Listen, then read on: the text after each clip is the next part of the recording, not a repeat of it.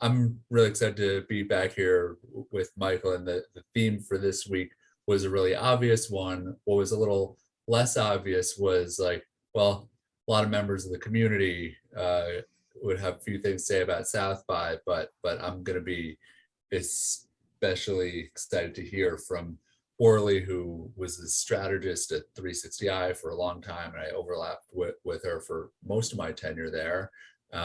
And so she could talk a bit about her current role very soon. Michael, anything you want to share about the flow of things? Anything you want to add today before we get into it? Sure. I'm actually just dropping my my LinkedIn into the chat, which people should do, so it's easy to connect with people. At the end, we'll recommend that people download the chat. But so David and I, this is our second salon, What's New in Marketing, as a joint effort. Since David went full-time with Media Ocean, he asked a bunch of people if they could help out with various serial marketers' efforts, and I volunteered to take this on, and I'm happy to do it. So I also run a network called the Trusted Referral Network. If you want to look it up, it's trustref.net. And it's a network of independent marketing services providers, so small companies, individuals, up to like 20 people, agencies. And it's a networking. The site is a directory of all the members, and we meet once a week as well. And I've been an active member of serial marketers for maybe 2 years, something like that, more active recently. Obviously, many of you are connected to this group to this salon via serial marketers, some of you through Trusted Referral Network, and some of you, anybody find it some other way, just out of curiosity? Or is it either serial marketers or Trusted Referral Network?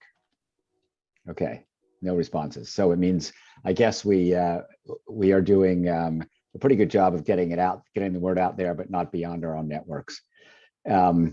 And we are looking, of course, for more speakers, people who have something new or something to say, what's new in marketing, for this Wednesday, third Wednesday of the month, 5 p.m. Eastern. So the format is, and we're very happy to have Orli LeWinter presenting today on giving us a recap on what happened at South by Southwest that is salient, relevant to marketers. Being a veteran marketer herself and having, I assume she was there. she's not just making it up. So Orli, we usually set aside like 20 to 25, 30 minutes to a presentation and question and answer, and then we try to jump into a general networking. We have, I don't know, it looks like 5 by 3, 15 people. That might give us enough time to give everybody a minute and a half or so to give a pitch or to introduce themselves. But we'll figure that out based on how many people are in the session at the end of your presentation / discussion. How would you like to present? You mentioned you've got a presentation. Yeah, I have some slides. I can present. I can share my screen. Okay. Yeah, I think I made it available to you for you to share. Yeah, I've got it. And EB, sorry you have to drop. I saw your note. Have a wonderful evening.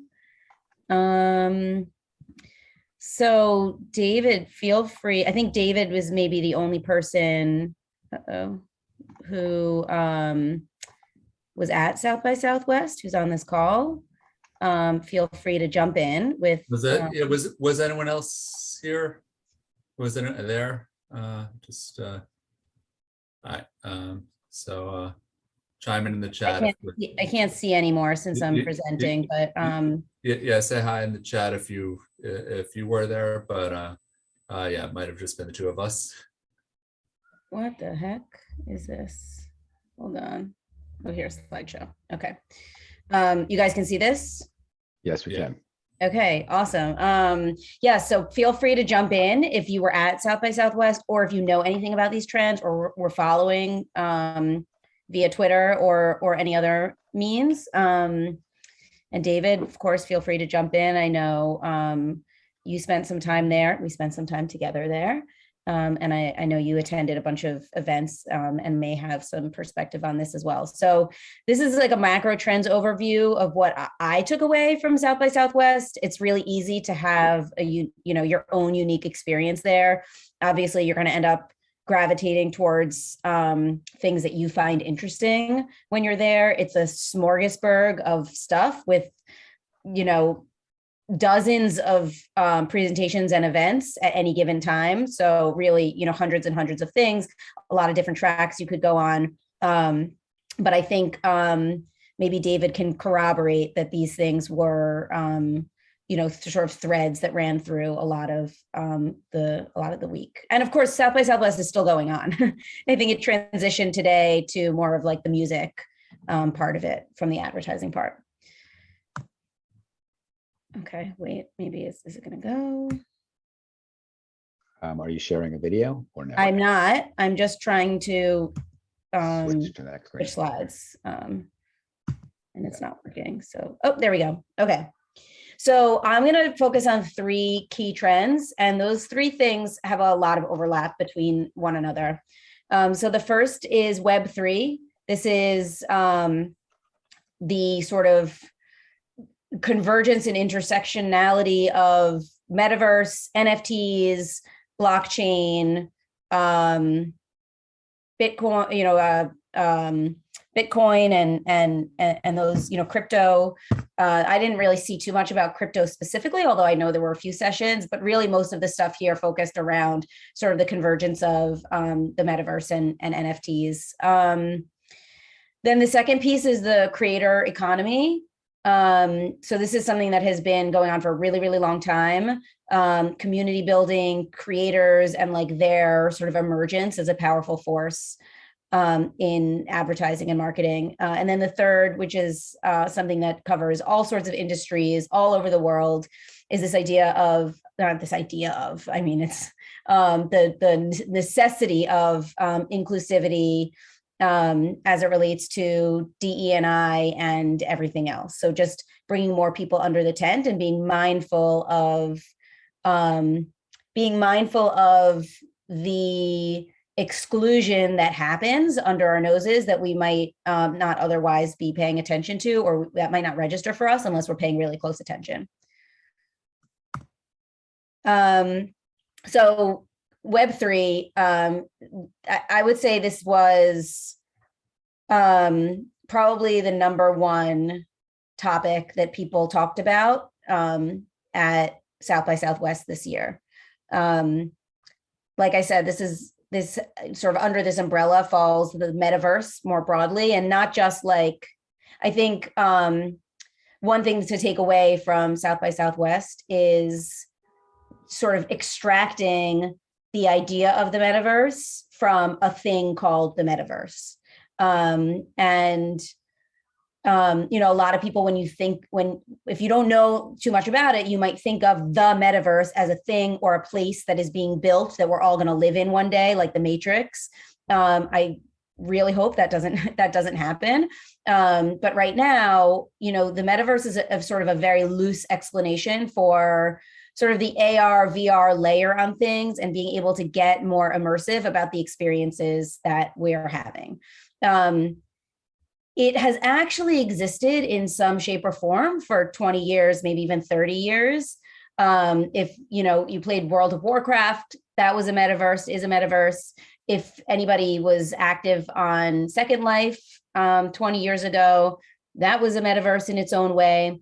I think the difference now is the emergence of new technologies and new ideas. So new ideas being the blockchain, and new technologies, really like things like 5G, and then obviously the tools that we use, computing power, connectivity power. Without all of those things, the metaverse as we know it today and as it will grow into being would not and could not exist. And so I think that was really the big big story. Mark Zuckerberg came and spoke, said that you can expect NFTs to come into Instagram and Facebook pretty soon. I don't know in what format. I went to a really interesting talk, actually a few really interesting talks about various aspects of the metaverse. This is the only one, the one on the left that I got a picture of because it involved a colleague of mine from Verizon on mobile metaverse and how 5G is impacting the immersive gaming industry. And then this picture on the right is an experience that was created for owners of a certain NFT. I don't know why I should have written this down and now I'm like totally blanking. David, help me here. What is the name of this NFT that I'm? The Doodles? The Doodles, thank you. Yes. Yeah. So they had this huge experience. You could go in it if you did not hold one of these NFTs, but if you were a holder, and now they sell for $30,000. Apparently the experience was absolutely incredible. And they had some pop-up shows from very famous musicians, but only for holders of these NFTs. So I think there's a lot that's changing about the idea of the NFT from being sort of a collectible, which I think is still, that use case is still growing. But I think the sort of newer use case for NFTs is community building and access. So something like this, if you own one of these NFTs, you're part of the Doodles community, you get access to really incredible things and experiences. Anything to add there, David, or any questions, anyone? I can't see the chat or anybody's sort of like facial expressions. Yeah, I mean, it definitely felt like there was this whole, Web3 crypto, meta show that it just couldn't avoid, and part of me wished there was just like a South by Southwest a Web3 edition where you can set aside like all those conversations and like keep them in one place and then turn those conversations off at some point. Yeah, it was literally all anyone talked about. Every conversation was about it. And frankly, like for you guys on the phone who may be a little bit less immersed in that space, like nobody knows what they're talking about. People are throwing around words. Even the people who are actively working in this space are like stumbling through it, making it up as they go. And they may use fancy words, but for the most part, like, no, anyone who knows more than you only knows a little bit more than you. So you're right. It was a little bit annoying that nobody could stop talking about this. I find it a little bit, I think the possibilities are really incredible, and I'm excited about the doors that it opens. But at the same time, I think, there's a whole dystopian, angle to it. And, frankly, like I would rather be living my life more analog and away from screens more instead of going deeper and deeper into them. So I think there are a lot of people who are grappling with that. Yeah, and the other thing that like I was seriously getting into kind of drunken debates about this at like 1 a.m. that I had to finally walk away from is that there are a lot of people at a show like this where and you see them on Twitter all the time too that say that blockchain is the answer to everything. And it doesn't matter what it is. It's an HR or challenge, like something involving hiring, something involving how you get paid for your work, something involving the creative process. Doesn't matter what like well blockchain could do X, Y, and Z, and I was actually using the cliche to even some people I like, just saying like this is a solution in search of a problem. What we have right now, you're talking about something that actually works. Like, let's try to fix something that doesn't work. I think I'm with you, Orli, in terms of like not being skeptical about a lot of the potential for them as technologies, but that this idea that all of these things are just cure-alls and that everything's going to shift entirely this way. I think that's like precisely when I mean, I saw some quote Alex Kantrowitz, a reporter who was at the Serial Marketers event. He was he was quoted as Zuckerberg as like, documents are going to live in the metaverse, and I responded with my snark saying that what like I'm gonna live inside my South by Southwest expense reports. And it's like, yeah, as soon as you get this, like, your whole life is going to be changed by this thing. It's like, it's when you should have your guard up. Yeah. So flipping over to something that, let's see if I can, there we go, that I personally am really, really passionate about and have been, David knows, for a very long time, is the idea of bringing people in to the creation of brands in a really meaningful and authentic way. This is a conversation that has been going on since, Twitter launched at South by Southwest in like 2008, maybe. And I think that now it is becoming a lot more mainstream and is going to places that I think are really, really, really interesting, like DAOs, which is decentralized autonomous organization, I think is what it stands for. This picture here of the screen on the left is from a talk that I went to about DAOs. What those are basically like community powered, community run organizations where it's totally decentralized. There is no leader. So there's no CEO, there's no CMO, there's no head of operations, none of that stuff. The organization is really run by the community itself. I think that's a really extreme, that's taking community creation to a really, really extreme place. But it's a spectrum. And I think that what I'm hearing is brands that invite their community members to co-create with them are more successful than brands that don't. Because a brand only exists in the eye of the person who's using the product or who's buying the product. And so if those people are part of the creation of the brand, it becomes even more powerful. So TikTok had a big presence. They're really exploding and really changing the way brands are looking at creators. There was an interesting discussion between what is an influencer and what is a creator.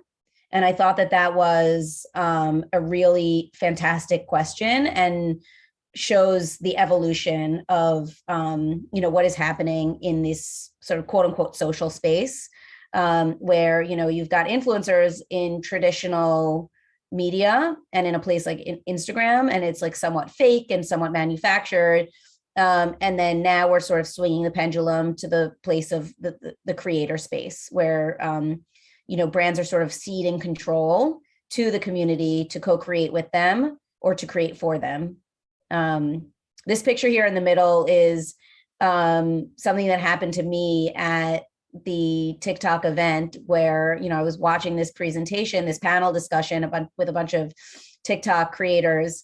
And when it was over, this guy came up to me and gave me this pencil drawing he had done of me, unbeknownst to me, in like less than 10 minutes time, probably more like 5 minutes time. He had just drawn out this thing and handed it to me. And it was just so gorgeous, so well done, really, really incredible. He's a famous TikTok and Instagram creator with tens of millions of followers. And it was just such a nice souvenir and also a nice reminder of the power of art and creation and what that can have over, changing experiences. Any thoughts on this, David, or? Yeah. Or anyone else, feel free to chime in. Yeah, it's a very interesting intersection here, and it's also to what extent that community is something real versus a buzzword, and even with Daos, there's this CMO Coin Advisors private group within Slack, and I'm happy to have others here involved. There are a few of you who are already in there, and there's some very healthy debate about that, because like, what the biggest reason Serial Marketers hasn't launched a DAO is because they're very transactional, and that's the point of them. It's like you're anteing up, and then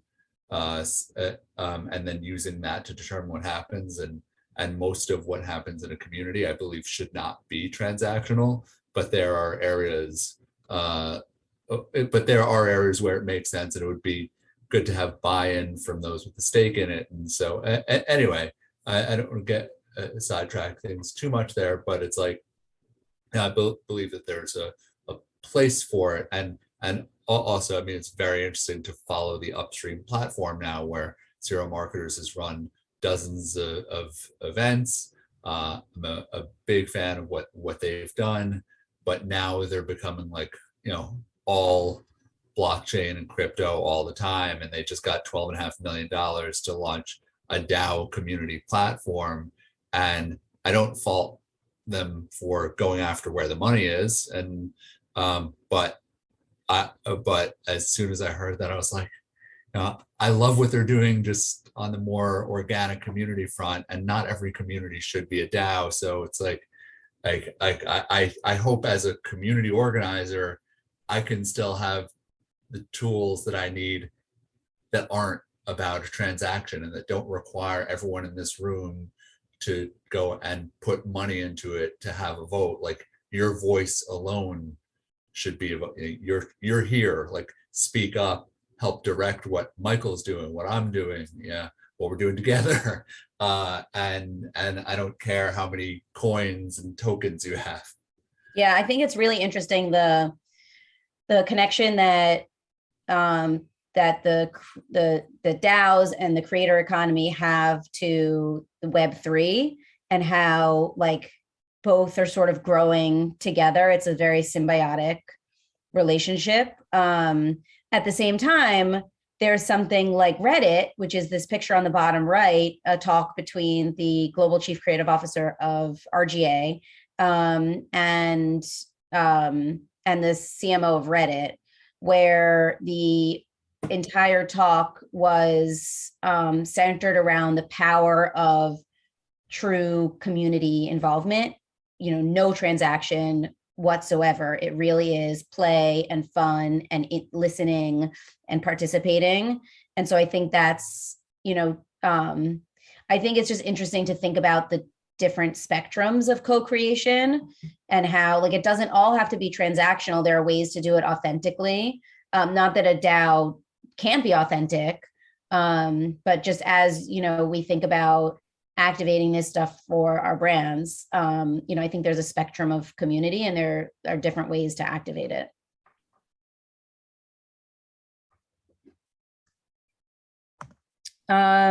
Okay, then the last thing is DE and I ran out of time to make this slide and didn't get any more pictures to put in it. But I think that there was, I sensed a thread throughout everything that I went to, that like a thread of inclusivity. Even when we were talking about community building, even when we were talking about the metaverse, there were constantly questions that popped up and conversation points that popped up around how to make these experiences more inclusive. However, most of the people having those conversations were white. Many of them were cisgendered. And I thought that was also really interesting. I think it is helpful that more and more people are starting to bring this into the conversation. But I also feel like the world is powering forward. It's like an afterthought. It's like, oh, how do we make this more inclusive? Oh, we can't really. All right, let's just do it anyway. I saw a talk with Lizzo, who's the picture here, who gave a keynote it was like a moderated keynote. Unfortunately, I got sent to the spillover room because I was too far back in line. So that's why it's on a screen, which is a little disappointing since she was really engaging the crowd in the conversation. But I digress. It was a really, really fascinating conversation around her sort of central drive to create a more inclusive world where people feel proud of who they are, no matter what they look like or who they are. And she's got, this is like not really my thing typically, but she spent a lot of time promoting this show that she's got launching, I think maybe next week on Amazon Prime. What's it called? Let's Hear It for the Big Girls, or something along those lines. It's basically a reality show where she goes out on a search for like a competition show, I guess, for backup dancers for her videos and her performances that look like her.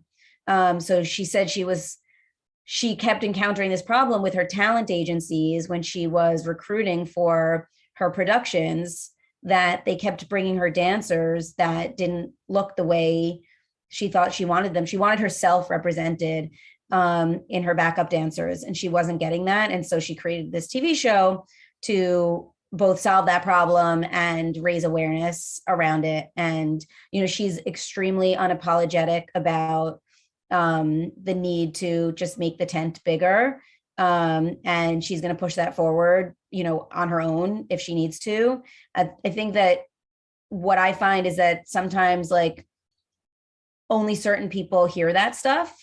You know, you probably end up getting like a bunch of, you know, larger women who are Black to be like really excited about that message and that content.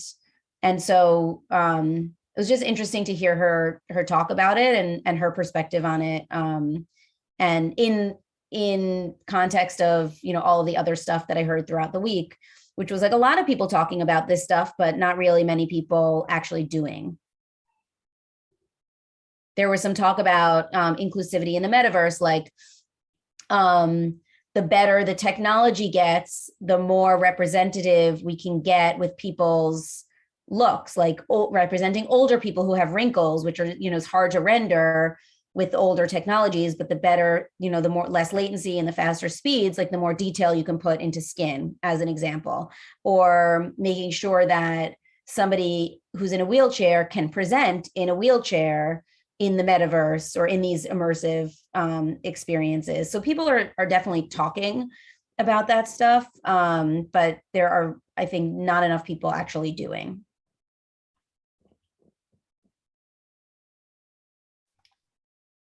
And then, you know, as I sort of started this with, there is like all three of these things, I think, really converge together. I thought this was an interesting point. I didn't really want to end on Zuckerberg because I just think he needs to step away from the conversation. But it was just an interesting quote that really brought a lot of these things together in a way that sort of proves out what I'm trying to say, is that like they're all connected to one another. That's it. Wonderful. Do we have any questions for Orli before we do breakouts? Thank you, Orli. That was very insightful. I know there's a lot to summarize, so I appreciate you're doing it in 5 slides. Impressive. So I think we have 16 people still in the group. And I think I'm going to create, rather than try to squeeze in everybody for a minute, although we could try to do that. Does everybody want to, why don't we do that? Why don't we do a minute? Give everybody a minute to just introduce themselves so that they can sort of meet everybody else. I'm going to put in the chat the order in which people showed up. There's a few people that are no longer here, including Ruth Stevens. But if you see your name there, actually, why don't we just go start with Steve? I'm going to set a timer for a minute, and that should give pretty much everybody enough time. Introduce who you are, what you do, and perhaps how you can help people, and who you'd like to meet. And I'm going to put it on. Actually, I'll leave it in the gallery mode. By the way, I'm recording this, and I usually post it to my YouTube channel. If anybody doesn't want to be seen or whatever, or heard, just you could pass. So Steve, why don't you take it away? All right, thanks, Michael. Good to see those of you who I know, and good to meet those of you for the first time just meeting. So basically, I run a speaker placement service in Boston. So I'm not a traditional speakers bureau, although I do handle paid speakers. Most of my business is to secure speaking engagements for executives of companies of all sizes, from solo entrepreneurs through Fortune 500. I've done work for IBM and PayPal, Bank of America, and Subaru, and so forth. And it's using speaking engagements as a marketing, PR, lead generation, and thought leadership tool, one or more of those objectives, and handle all sizes of companies and all industries. And I also have a custom advisory service where I sit down with an individual, whether that's a senior executive or the internal marketing folks of a company, and do a one-on-one 4-hour deep dive into teaching them how to get speaking engagements for themselves or their companies. Thank you. Thank you. Okay, so Ruth left, Matthew left, Alexander is still here. Alexander, go for it. You're on mute. Hi, Alex Chiraros. I am currently a consultant, e-commerce consultant. So spent 20 plus years running National Geographic's e-commerce business, direct to consumer, and now just out on my own, actually working alongside another on my own, but also working with a small boutique firm called Shine Strategy. And so we help a variety of different brands do e-commerce and marketing. Familiar with, I've managed the whole business, so kind of front end, back end, the whole caboodle. But primarily focused on customer experience, top of the funnel through conversion, in all digital marketing and the digital aspects. Thank you. And is that Michael Shine? You work with Michael Shine? Is that Shine Strategy? Sorry, Shine Strategy. No. Cindy Marshall. I don't know. Yeah. So yeah. Okay. Thank you. Okay. David, you're next, but you and I will go last, I guess. Melissa, is she still here? No, she left too. Miriam. Hello, everyone. My name is Miriam. I run a design agency called Chimera, where I work in graphic design solutions. Most of the work I do is marketing related design. So I do conference materials, pitch decks, but I also do illustration. For the past year, I've been working in the crypto space. So I've been working with blockchain companies, helping them to create marketing materials. And I've also been illustrating NFT collections as well. And I'm here with Serial Marketers. I've created a few NFTs with David for Serial Marketers. So super excited to be here. Wonderful. Yeah, you did mention that you were in the that world of the meta world. So, but you're here sort of in reality, I guess. Everybody is here virtually. All right, let's see. EB left. Danielle is not here. Daniel is not here. People left. Stephanie, you're here, but you're not in the, you're not showing. Did you want to introduce yourself? And you're on mute. Okay, maybe she stepped away. No, I'm here. I'm so sorry. You know what? I was, hold on, let me just get my, I just was outside. Wait, can you guys hear me? We can hear you. Your I'm so video's sorry. not on, but that's okay. I know. I'm about to put it on. You know what? I was just sorry. I was listening to this. I was like out and about. So Okay. sorry about Go that. for it. I know. I'm like all like befuddled here. Hi. This has been great. Really interesting. So my name is Stephanie Vautrever. I know some of you. Good to meet the ones that I don't. And I'm with Lundwall Group. I'm actually a recruiter in, primarily the sort of digital space, and that just means and not even just digital, but we work with media companies and agencies, and then we also work with brands, and we typically place people on the business side. So think anything that is sales, marketing, obviously business development, finance, HR, operations, sort of all that stuff. So yeah, it's great to be here. This has been great, and thanks. Absolutely. Where are you calling in from, by the way? In New York City. New York City. Okay. Yeah, Lower East Side. Lower East. Okay. Thank you, Stephanie. Thank you so much. Nancy's, is she still here? No. Brian Rudolph. Hey, everybody. How are you doing? So I was at South by in 2007 when Twitter launched. Oh, you got me by a year. yeah. I was off.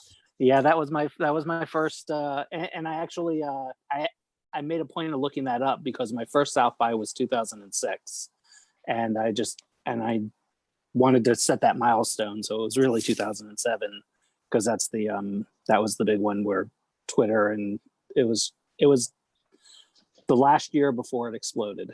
So less than 10,000 people, and then the next year it was up around 30. Anyway, so I have for the past many years have been living at that intersection of marketing strategy and digital transformation. I focus on both of those combined to build revenue and capabilities at organizations, whether that's agency side or client side. Right now I am in Atlanta and working with an authentication company, SaaS platform. So, and always looking for the next opportunity. Like the background. Yeah. Very meta. Okay. Lise Bazzini. Hi, I'm Lise Bazzini. I'm the founding partner of Bazzini Hop, which is a boutique public relations agency. And we mostly service growing technology companies, sort of helping them get to the next level. And our core competencies are media relations and thought leadership programs, but we also do handle social media, influencer outreach, as well as content creation for some of our clients on the B2C side mostly. And that's it. We're based in New York City, and I think that's it. Thank you, Lise. Raul, you are up. Yeah, I'm a blockchain meta expert. We don't know that you're not. But good.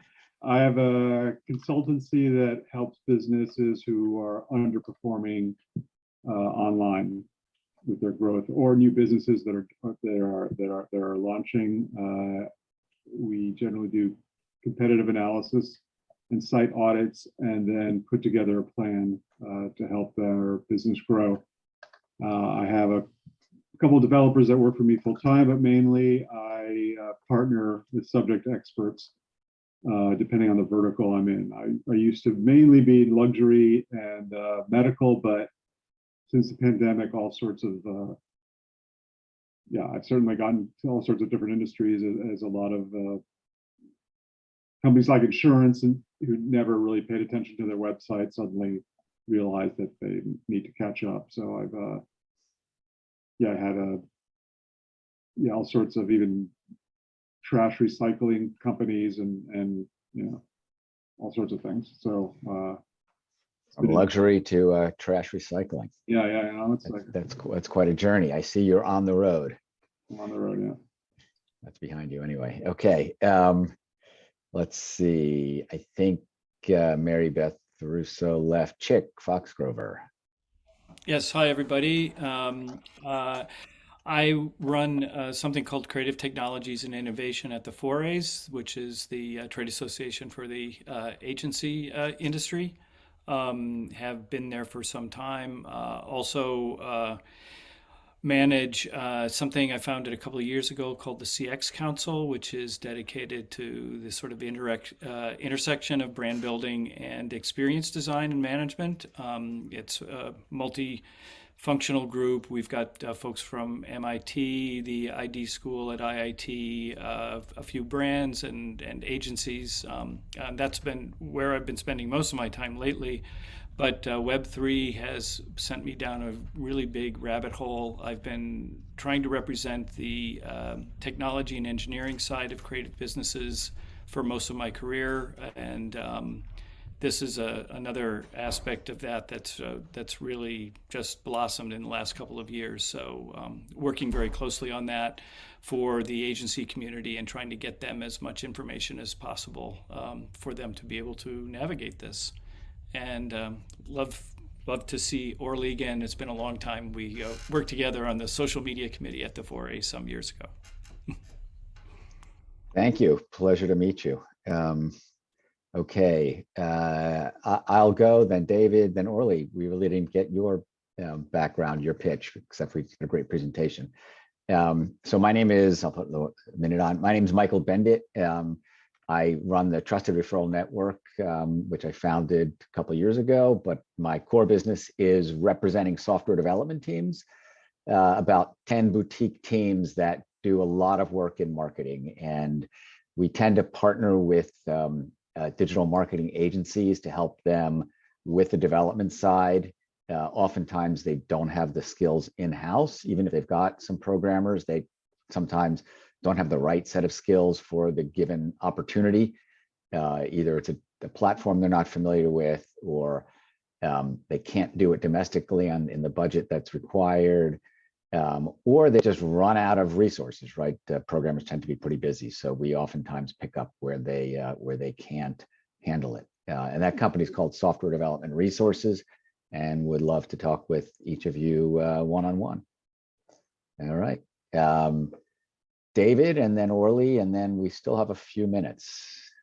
Yeah, well, it's good seeing a lot of familiar faces. If there's anyone who's not yet part of the serial marketers community, then I welcome you there to continue these conversations. And it's just been great that we able to get a bunch of us together in person and had our biggest event yet at this South by Southwest, and I'm looking forward to just doing a lot more to bring folks together, and hope to get to see all of you out there as things keep opening up more. So thank you, and of course thank you for sponsoring this and making this possible. And Orli, when you're not at South by Southwest, tell us about what you do and anything else you'd like to talk about. Yeah. Oh, I just had a child start crying in the background, so sorry about that. There are other people to take care of her, so she's not just crying on her own. I, as David said, worked at 360i for many years alongside him, and then beyond after he left. I left there about 3 years ago, and spent 3 years consulting independently, some agency freelance stuff, but mostly embedding on the brand side, helping brands of all different types accelerate their digital capabilities, and cross paid, earned and owned. And now I just started a new role at Verizon, which is very exciting. Just a couple months ago, about 2 months ago, heading up brand engagement, which is like social content, community, influence advocacy on the creative team at sort of like in their in-house agency. Oh, exciting. Is that Verizon? So it's brand, so it's worldwide. Yeah, Verizon is mostly a US based brand. They do have operations globally, in some discrete areas, mostly on the business side. I focus more on the consumer side, although it all converges. It's really just the building the Verizon brand. And for the most part, it's like 95% of their business is US based. So it is mostly a US role. Wonderful. Thank you again for presenting and for joining us.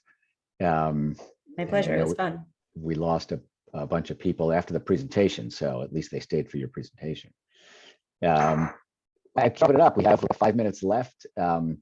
Anybody want to ask Orly or me or David anything? Well, David and Orly, particularly about South by Southwest, since they were there. And Brian, did you say you were there? Anyway, he's on mute. You're on mute, Steve. Yeah, I have a quick question. Forgive me if you said this already, but for those of you who've been there multiple times, given the time we're in now with the pandemic, how I haven't heard anything about official attendance figures, but what was your feel for how it compared to last year or actually two pre-pandemic years? Any feel for that? Yeah, sure. A lot of the vibe was that it felt in many ways like 2009, 2010, before most of the marketers came. It was a much more manageable event. A lot of like you didn't have to go outside of downtown as much. Overall, streets not as packed as they were. So there were certain things like the Doodles exhibition with the NFTs Orly mentioned that had lines like going like blocks long, and there are certain places like Brand Innovators, if anyone follows them, they packed their they pack their experiences with a good number of brands and even more sponsors. They bring quite a few vendors over there, and most of the time it was a pretty full experience, so you wouldn't have known anything was different. But it was definitely like, I mean, companies like where I am at MediaOcean now went from sending a lot of people to maybe sending a scout like me.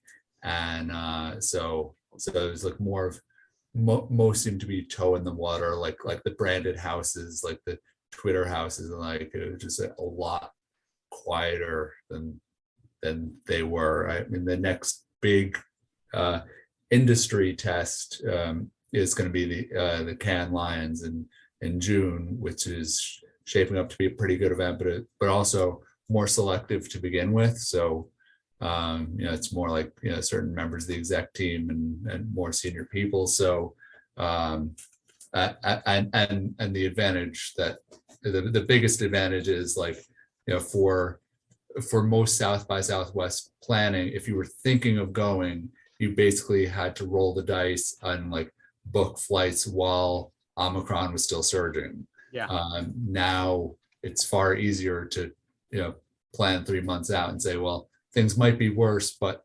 hopefully not quite as bad, and then you just have a plan B in case things don't quite work out again. Yeah. Okay. Thanks. I actually have a question. So before my career pivoted to recruiting, I used to be in digital media sales. I've been digital since like 1996, a really long time. And while I was at Turner, where I spent nearly 10 years, CNN had a huge presence at South by. I had the CNN Grill. I don't know if anyone ever was there when we had that. I think it was a couple of years in a row. But I'm curious to know, have sort of the traditional or like the larger media brands, did they have a presence like that? I mean, there used to be those areas where it's like Fast Company, CNN, a lot of those media brands, and sometimes like the Fast Companies that intersected with tech would have a pretty decent experience, like take over. One of the main like bar and restaurants right by the convention center, 4 days straight, tons of programming, lounges, all of that.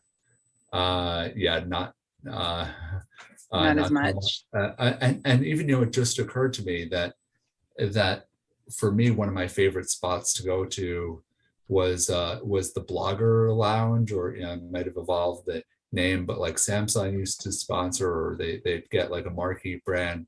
And for those who were like business side content creators, it was where we could always go meet people and hang out, like the book launch and all this stuff.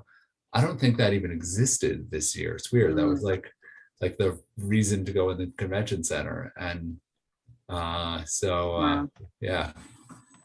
I think Interesting. Laura Mignot used to do that, right? Yeah, exactly. And then And like, she's now at VML, YNR. So yeah, and it's funny. And Brian Salas wasn't there this year. mhm. Steph Agresta, who would program Yeah. event with Brian, is now over at Real Chemistry, the former W2O. And so Real Chemistry did do a big event with a number of their clients, and they're more healthcare focused now. So, yeah, it was like a very Maybe different. there's like an opportunity for a new generation, to take over the mantle of all those folks who organized all those things over the years. So Yeah. I'm sure once it picks back up again, people will fill in the gaps. yeah. So and I hope it didn't turn into well, I guess you'll find out, a super spreader, but I think I would hope most people were vaccinated, and that it didn't spread if at all at the event. Yeah, well, I got a 1 a.m. message from someone I had dinner with that they tested positive and weren't feeling great. So I was testing myself before school drop off this morning, and fortunately I'm okay, knock wood. But yeah, I'd imagine we'll be hearing a bit more of that too. So. All right, let's wind it up. It's the top of the hour. Thank you again, Orly, of course, David, and everybody for joining. Now would be a good time to click on the chat 3 dots and save the chat. I will post this to it's the first option in the menu once you click the 3 dots. So everybody should have put their LinkedIn in there. I personally, for those who I haven't met, would love to connect directly. So I will reach out to you, or you could certainly reach out to me. And Thanks so much, Michael. Appreciate you doing it. Absolutely. Thanks, everybody. Thank you again, Orly. Thanks, everyone. Thank you. Bye. Take care.